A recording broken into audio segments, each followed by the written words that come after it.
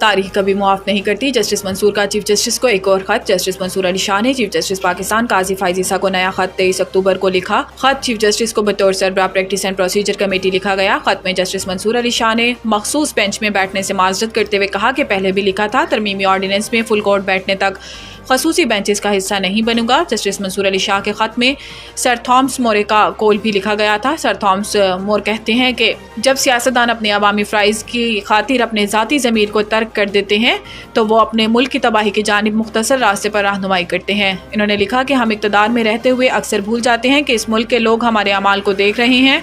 तारीख कभी मुआफ़ नहीं करती। मुझे नहीं मालूम था कि मंसूर अली शाह चीफ जस्टिस नहीं बनेंगे।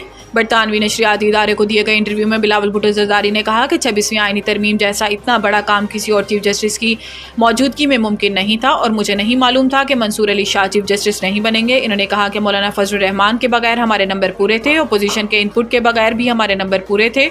चेयरमैन पीपी का कहना था कि हम अपनी मर्जी का आइन बना सकते थे, लेकिन पीपल्स पार्टी का तरीकाकार रहा है। मिसाक जमहूरियत का वादा पूरा करना है तो मैं जोर ज़बरदस्ती का वोट नहीं चाहता। बिलावल भुट्टो ने मजीद कहा कि जो इख्तियारात आइनी अदालत को मिलने थे वो तो आइनी बेंच को मिल गए। इनका कहना था कि 1973 का आइन पास हुआ तो इस पर तनकीद की गई, 18वीं आइनी तरमीम मंजूर हुई तो इस पर भी तनकीद की गई। वही लोग अब इस तरमीम पर भी तनकीद कर रहे हैं। PTI वाले कह रहे हैं फॉर्म 47 हम कहते थे सिलेक्टेड, ये तो आप मानेंगे कि मैं ना फॉर्म 47 वाला हूँ और ना सिलेक्टेड वाला हूँ।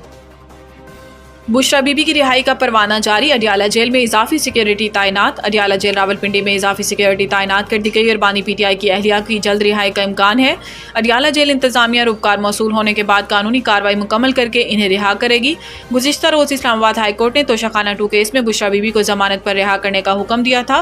बुशरा बीबी मजमूई तौर पर 9 माह जेल में रहीं। इन्होंने रवां साल 31 जनवरी को तोशाखाना केस में 14 साल कैद की सजा हुई थी।